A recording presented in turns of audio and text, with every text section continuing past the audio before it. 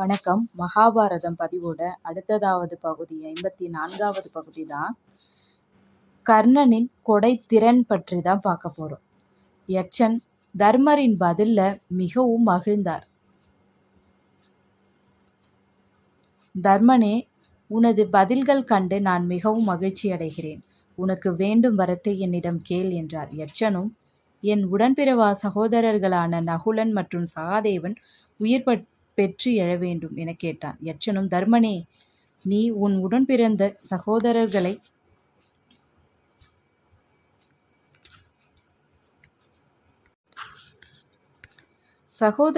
தவிர்த்து நகுலன் மற்றும் சகாதேவன் உயிர் பெற நினைப்பது ஏன் என்று வினவினார். தர்மரும், யட்சனே, எங்கள் தந்தைக்கு குந்தி மாத்ரி என 2 மனைவிகள். இருவருமே எங்களுக்கு அன்னைதான். அவர்கள் இருவரின் புதல்வர்களும் உயிர் வாழ விரும்புகிறேன். குந்தியின் புதல்வனான நான் உயிரோடு இருக்கிறேன். அதேபோல் அன்னை மாத்ரியின் புதல்வர்களும் உயிர் பெற வேண்டும் என விரும்புகிறேன் என கூறினார்.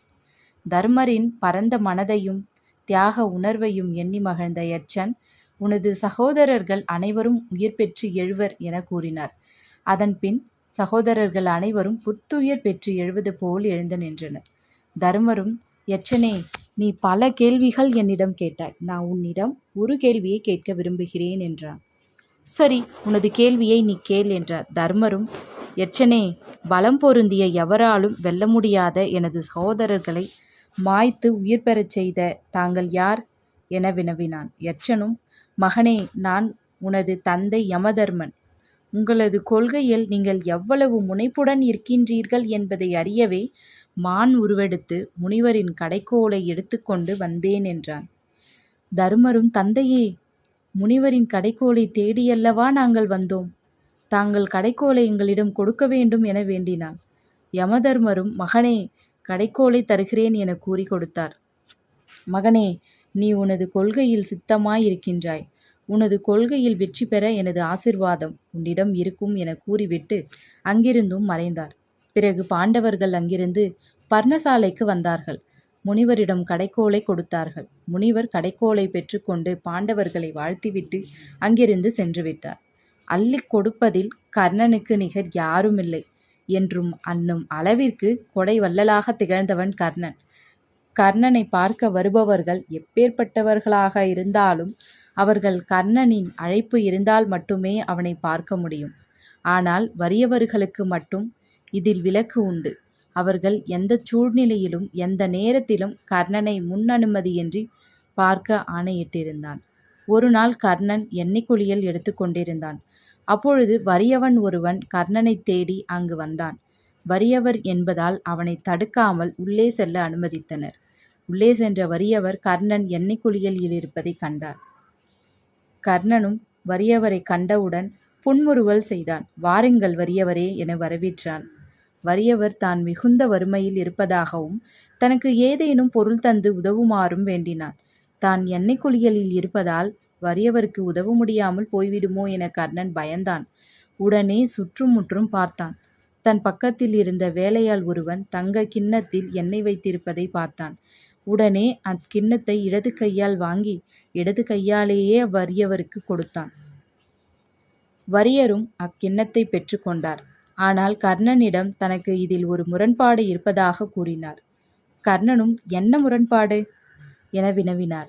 வறியவர், தாங்கள் இடது கையால் தானம் அளிக்கலாமா என கேட்டான். இதை கேட்டு சிரித்த கர்ணன், வறியவரே, இடது கையால் தானம் அளித்ததில் தவறில்லை என நினைக்கின்றேன். ஏனென்றால் நான் தங்களுக்கு கொடுக்க தங்க கிண்ணத்தை இடது கரத்தில் இருந்து வலது கரத்திற்கு மாற்றுவதற்குள் என் எண்ணம் மாறிவிடலாம் அல்லவா? இந்த தங்க கிண்ணம் தங்களுக்கு தேவைதானா என யோசிக்கலாம். இதைவிட குறைந்த மதிப்பில் ஏதேனும் கொடுக்கலாம் என கூட தோன்றலாம். அதனால்தான் நான் உங்களுக்கு இடது கரத்தால் கொடுத்தேன் என பதில் கூறினார். ஒருமுறை கிருஷ்ணர் அர்ஜுனனிடம் கர்ணனின் கொடை திறமையை பற்றி பேசிக்கொண்டு இருந்தார். இது அர்ஜுனனுக்கு பிடிக்கவில்லை. கிருஷ்ணரிடம் கர்ணன் மட்டும் தான் சிறந்த கொடைவள்ளலா, நான் கொடைவள்ளலாக இருக்க முடியாதா என விவாதித்தான். உடனே கிருஷ்ணர், யார் கொடையில் சிறந்தவர் என்பதை சோதித்து பார்த்துவிடலாம் என கூறி ஒரு தங்க குன்றை உருவாக்கினார். அர்ஜுனனை அழைத்து, அர்ஜுனா, இந்த குன்று முழுவதையும் இன்று மாலைக்குள் நீ தானம் செய்துவிட்டால் நீ கர்ணனை விட சிறந்த கொடைவள்ளல் என்று நான் ஏற்றுக்கொள்கிறேன் என்றார். அர்ஜுனனும் தங்க குன்று தானமாக வழங்கப்படும் என ஊர் முழுக்க செய்தியை பரப்பச் செய்தார். இதை அறிந்து பல பேர் தங்க குன்றை தானமாக பெற வந்தார்கள். அர்ஜுனனும் வருவோர் அனைவருக்கும் தங்கத்தை வெட்டி எடுத்து வழங்க ஆரம்பித்தான். எவ்வளவு குன்றும் தானமாக கொடுத்தாலும் அவனால் அன்று மாலைக்குள் பாதி அளவு குன்று கூட தானம் கொடுக்க முடியவில்லை. அப்பொழுது கர்ணன் அந்த பக்கமாக வந்தான். கிருஷ்ணர் கர்ணனை அழைத்து, கர்ணா, இந்த தங்க குன்றை நாளை காலைக்குள் தானமாக வழங்க வேண்டும். இதை உன்னால் செய்ய முடியுமா என கேட்டார். கர்ணனும் இதற்கு சம்மதம் தெரிவித்தான். உடனே அந்த பக்கமாக வந்த பெரியவரை அழைத்து, இந்த தங்க குன்றை உங்களுக்கு தானமாக அளிக்கின்றேன், பெற்றுக்கொள்ளுங்கள் என கூறினான். இதில் ஒரு பங்கை நீங்கள் வைத்துக்கொண்டு மற்றவற்றை மக்களுக்கு கொடுங்கள் என்றான். பெரியவரும் தங்க குன்றை தானமாக பெற்றுக்கொண்டார். அதன் பிறகு கர்ணன் அங்கிருந்து சென்று விட்டான். கிருஷ்ணர் அர்ஜுனனிடம், அர்ஜுனா, இப்பொழுது உனக்கும் கர்ணனுக்கும் கொடைத்திறனில் உள்ள வித்தியாசம் புரிந்ததா என கூறினான். அர்ஜுனனும் தான் செய்தது தவறு என எண்ணினான்.